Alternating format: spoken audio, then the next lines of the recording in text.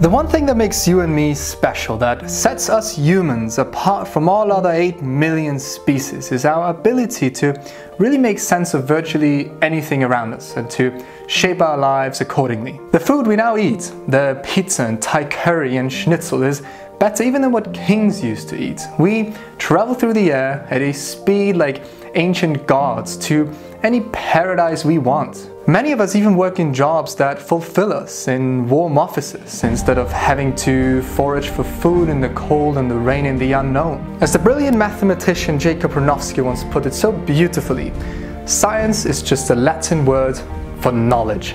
We humans used to be so confused about nature and what is going on around us, had a million different opinions about what, for example, causes a particular disease.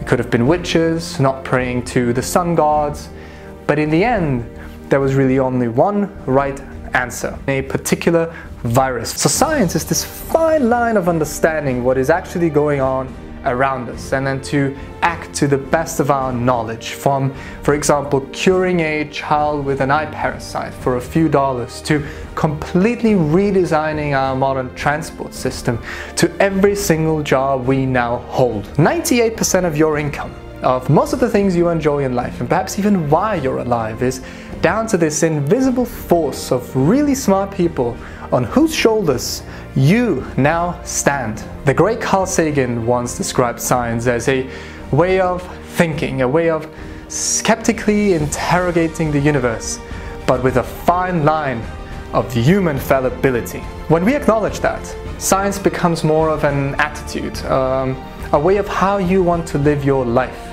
To refuse to be confused about the world, to refuse to be left in the dark, up for grabs by the next charlatan in politics, or to just believe the things that are in your media bubble that you're in. There are a lot of opinions nowadays, everywhere, on the internet especially, and that's a great thing.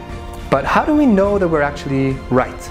So statistically speaking, we're almost always wrong about everything we believe without ever even realizing it. Be critical, question the things that you read and that you hear, and question your own opinions. It's tough in the beginning, but after a while you can practice how to do it. Scientists reach consensus on certain topics after terabytes of data, after decades of work, and some Facebook comment doesn't outweigh it. When you have an understanding and can summarize to other people what these scientists stand for and how they get to their conclusions, for example, regarding climate change or GMOs or vaccines, then we're really on a very good track.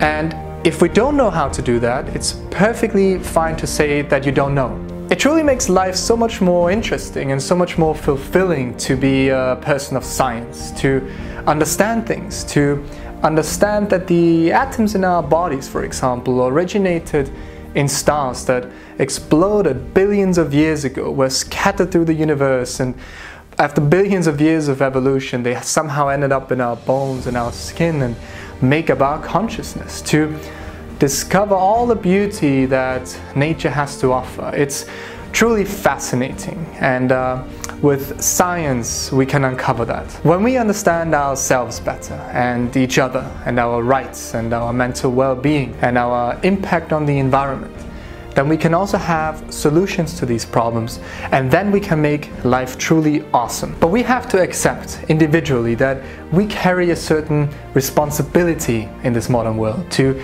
practice on a daily basis this relentless application of human common sense that is science. So thank you, subscribe to the YouTube channel please, like the page on Facebook, and if you really want to support us, you can go to Patreon. Thank you very much. I'm Mari Gruber, this is Generation Utopia.